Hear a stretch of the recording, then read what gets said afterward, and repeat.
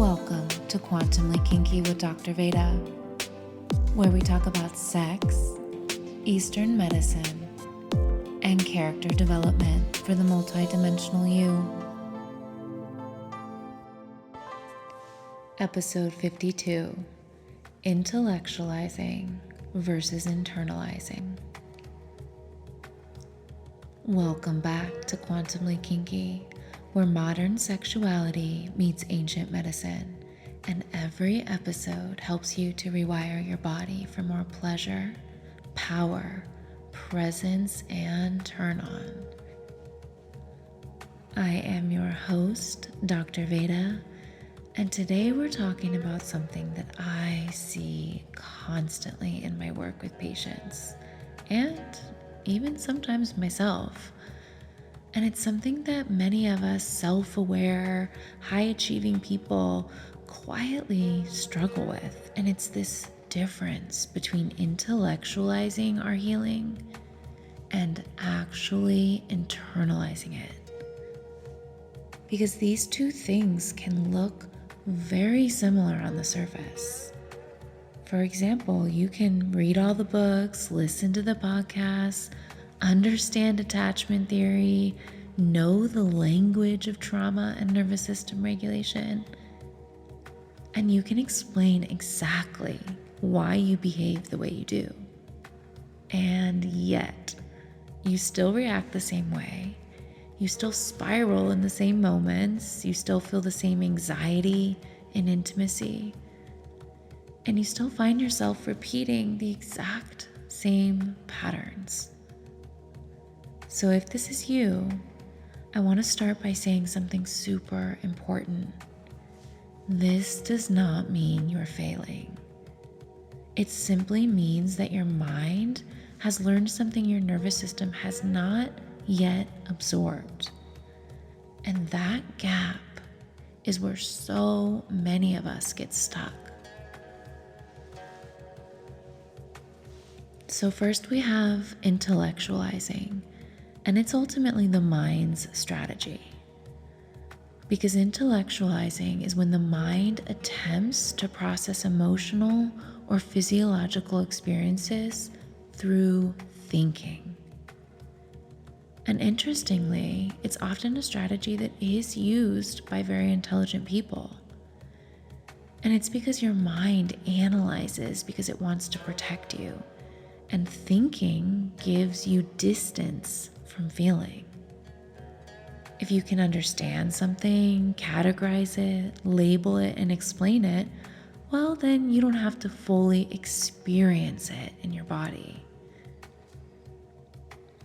You might even recognize intellectualizing if you notice yourself doing things like explaining your patterns perfectly, but still repeating them, or consuming endless self-development content, talking about your emotions in a super articulate way, but without actually feeling them move through your body. And maybe even understanding nervous system theory, but still feeling chronically dysregulated. And this is not a flaw, babe. It's a form of nervous system protection. Your mind is trying to stay in control. But your healing, it eventually requires something different. It requires the body to learn. And that's exactly what internalizing is, when the body learns. Internalizing is when the nervous system actually updates its baseline. This is the moment when insight moves from the mind into physiology, into your body. And when that happens, something fascinating occurs. The trigger doesn't disappear because you logically explained it to yourself. The trigger disappears because your body no longer perceives it as a threat. And you know exactly when something has truly internalized when you encounter a situation that used to activate the fuck out of you, and your body now stays calm. You know something has truly internalized when you notice a familiar dynamic and you respond differently without so much effort. Or when your breath remains steady where it once tightened. Your body simply behaves differently, and this is not mindset work. This is your nervous system learning a new pattern. This is nervous system recalibration. Let's take a deep breath together.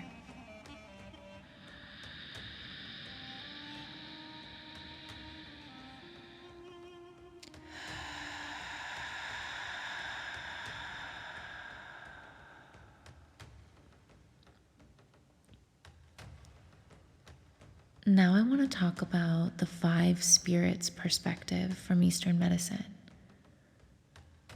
In Eastern medicine, the relationship between thinking and embodiment, it's been understood for thousands of years. The mind was never considered separate from the organs. There's a framework called the 5 spirits, and this describes how different aspects of consciousness live within the body. 2 of them are especially relevant to this conversation. The first is Yi, and it's associated with the spleen. Yi governs thinking, analysis, and processing. And when Yi is balanced, we're thoughtful, discerning, able to learn and reflect. But when this spirit, when Yi becomes excessive, it turns into rumination, overthinking, endless mental loops. And this is exactly where intellectualizing lives. The second spirit is Shen, and I talk about Shen often. It's associated with the heart. And Shen represents consciousness, presence, and emotional integration. When our Shen is clear, we feel settled in ourselves. We feel connected to our bodies. We feel capable of experiencing life without constantly analyzing it. In Eastern medicine, healing often involves helping the Yi quiet down so that the Shen can stabilize. And acupuncture historically wasn't simply about treating symptoms. It was about helping the body digest life experiences so that they could transform into wisdom. And now, fast forward, we have this modern insight addiction. One of the most interesting challenges of modern culture is that we have unprecedented access to information.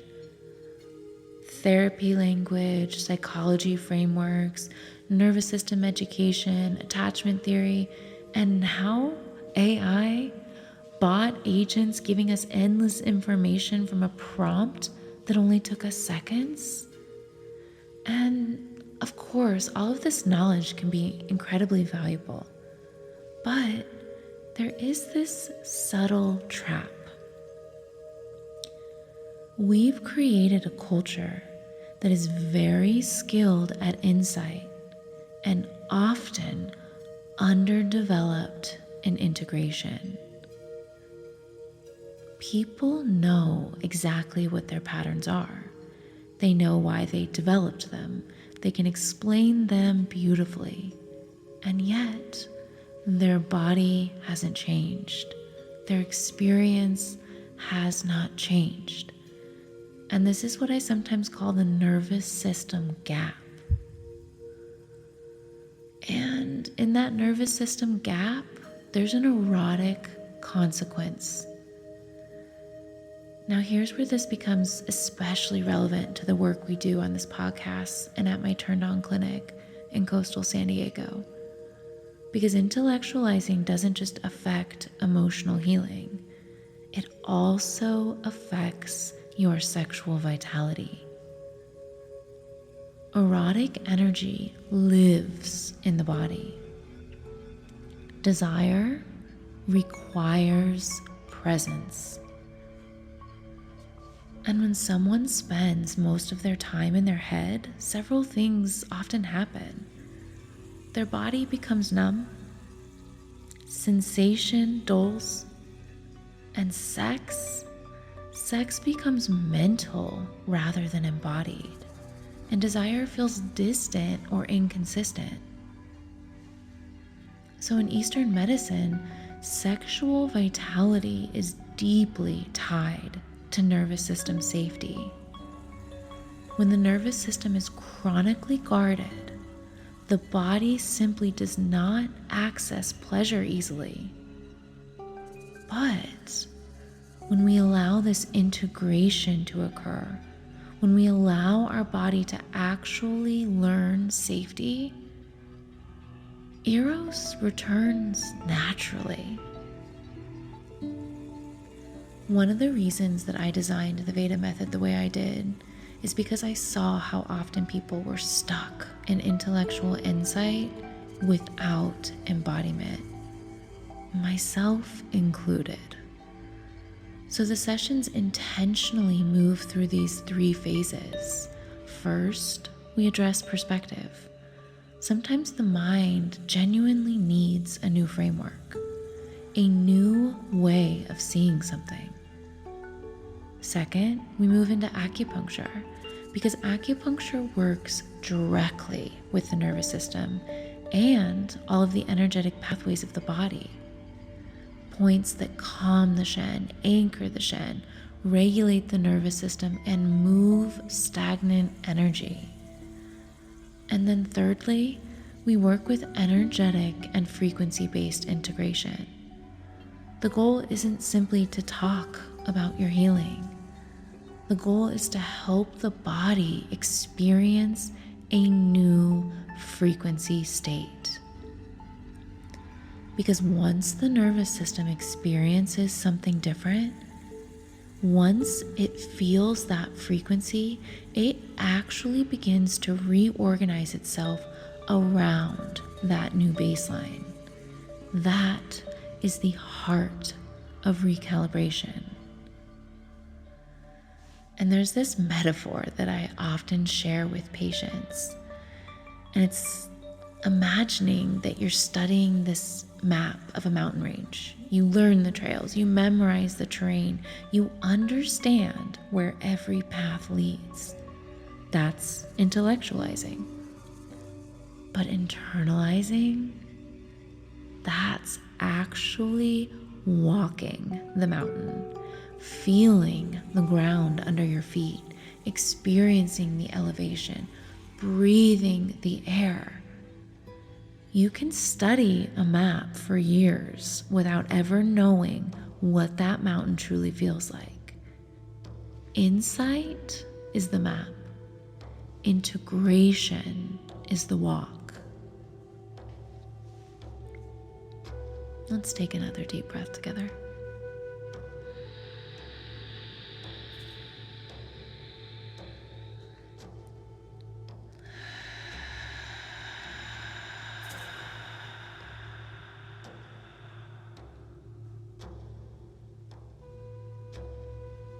So here's a diagnostic that I often use with my patients, and you can use it with yourself.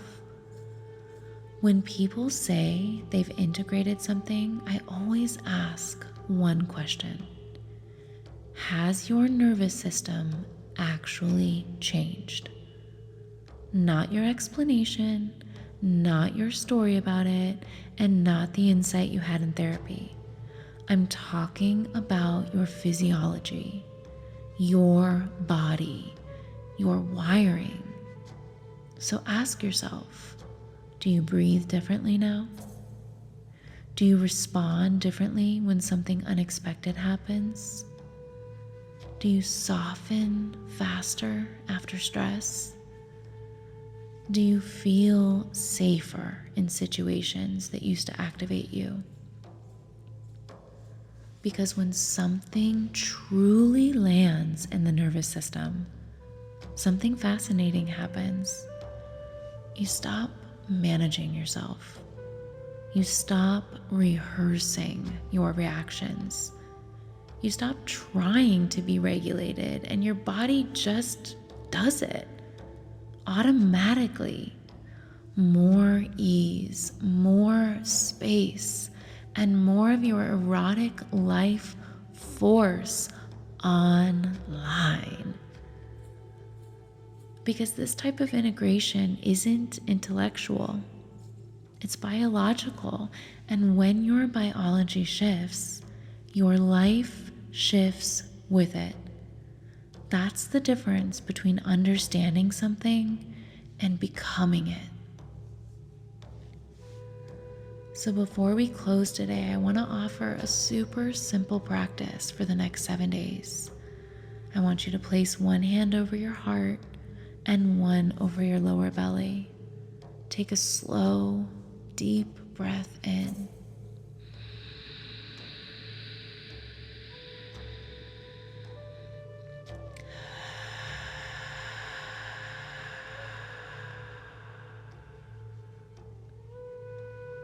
And another.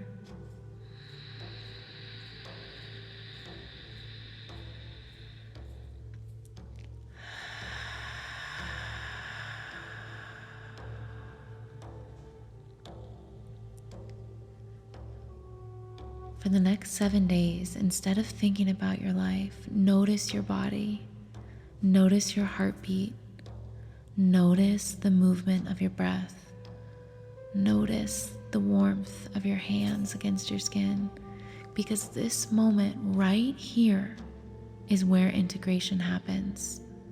Not in the mind, but in the body's growing capacity to feel safe enough to be present.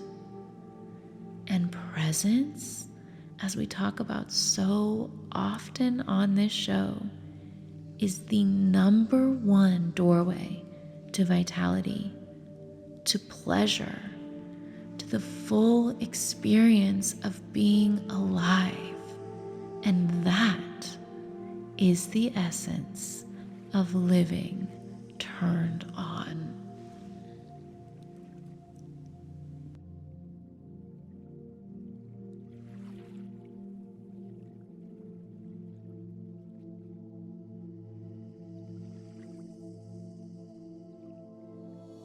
Thanks for listening to today's episode of Quantumly Kinky with Dr. Veda. Until next time, stay turned on.